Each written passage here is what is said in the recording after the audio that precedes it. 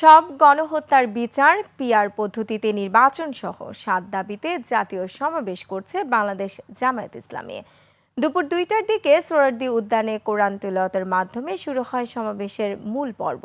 শুক্রবার রাত থেকে দেশের বিভিন্ন জেলা থেকে সড়ক, নৌ ও রেলপথে নেতাকর্মীরা ঢাকায় এসে পৌঁছান। আসিফ সুমুন্তের রিপোর্ট। শেকড় থেকে শিখরে নারায়ে তাকবীর ধ্বনিতে সব মিছিলের গন্তব্য সোহরাওয়ার্দী উদ্যান।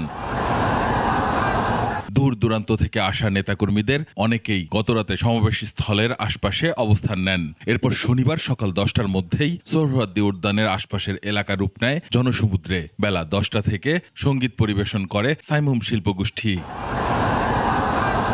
অবাধ, সুষ্ঠু, নিরপেক্ষ ও শান্তিপূর্ণ জাতীয় সংসদ নির্বাচনের লক্ষ্যে ৭ দফা দাবিতে এই সমাবেশ করছে জামাত। দলটির দাবির মধ্যে রয়েছে সব গণহত্যার বিচার, প্রয়োজনীয় মৌলিক সংস্কার, জুলাই সনদ ও জুলাই ঘোষণাপত্র বাস্তবায়ন, জুলাই অভ্যুত্থানের শহীদ ও আহতদের পরিবারের পুনর্বাসন, সংখ্যানুপাতিক বা পিআর পদ্ধতিতে নির্বাচন, প্রবাসীদের ভোটাধিকার।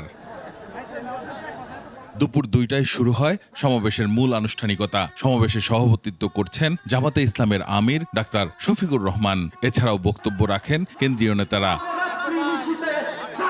জুলাই আন্দোলনের শহীদ পরিবারের সদস্য মুগ্ধর বাবা ও আবু সাইদের ভাই সমাবেশে জুলাই হত্যাকাণ্ডের বিচারের দাবি জানান।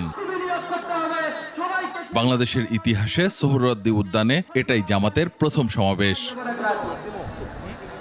আসিফ সুমিত, ২১শে টেলিভিশন, ঢাকা।